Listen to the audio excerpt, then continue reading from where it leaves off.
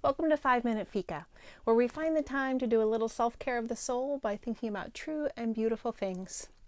Got your coffee? Or your tea or whatever? Excellent.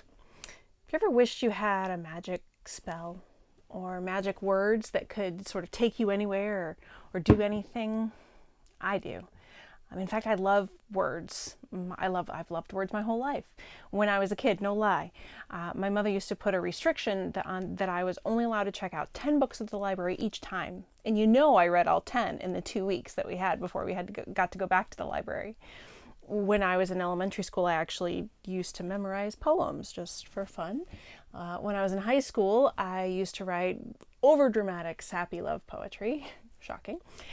When I was in college, as a poor college student, I actually used to write stories and essays for my friends as gifts to give them. I've loved reading and I've loved words my whole life. In fact, now I'm a writer. I put words together for a living. In fact, it's funny because sometimes I feel like I use the same ones all the time because I'm always writing the same sorts of things. And I feel like I have to go shopping for new words. And so I'm forced to read something new or to listen to something new. And just so I have new words to pick from when I write so that everything doesn't sound the same. Aldous Huxley, who's a writer, he wrote Brave New World, and he said words are like x-rays. If you use them properly, they'll go through anything. You read and you're pierced. And I love that because that's the real reason I love words. I love words for the rhythm of them. I love them for the dance and the alliteration and how beautifully they can be put together and how the perfect turn of phrase can make you feel like your soul is just sinking into like this silky steam of a hot bubble bath.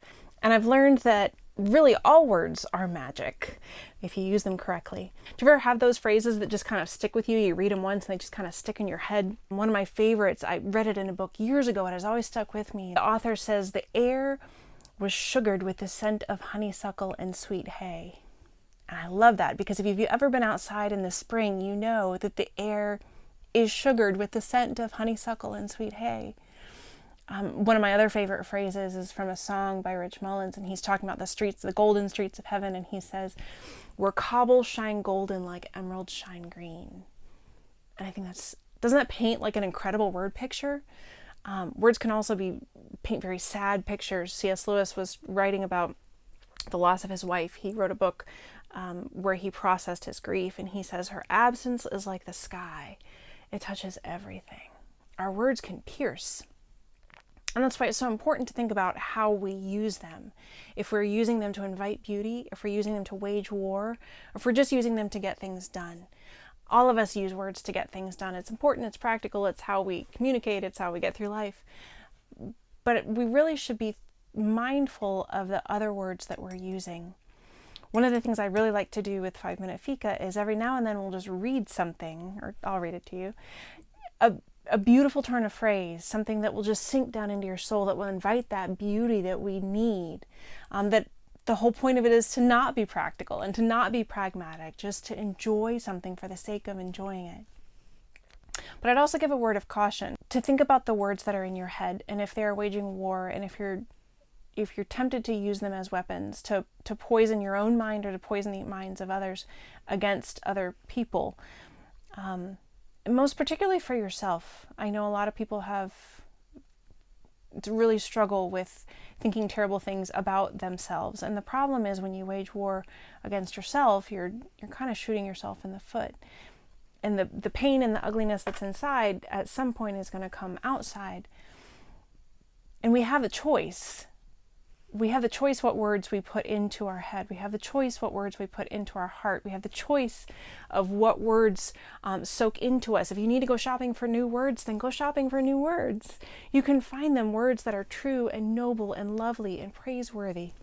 So I'm going to ask you to do 2 favors for me. First, if you have a turn of phrase or a quote or something that you really love, a phrase that just really sinks into your soul, go ahead and put it in the comments. I'd love to go shopping for something new. I'd love some new phrases. I'd love to share them with others. If you think they're beautiful, I would love to hear what they are. Second, I want you to think about the words that are in your head. People say that you can't control how you feel, which is true, but you can control what you think. And your thinking is made up of words. So how are you using your words? Are you using them simply to be pragmatic, to get things done, to be very practical? Are you using them to wage war, either on yourself or on others? Are you being intentional about using words to invite beauty into your life? And if you're not inviting beauty into your life at least once a day, I invite you to give it a shot.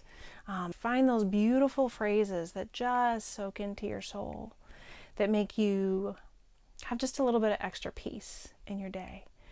Go find some. Hopefully there'll be some in the comments and you can use them. Thank you for coming.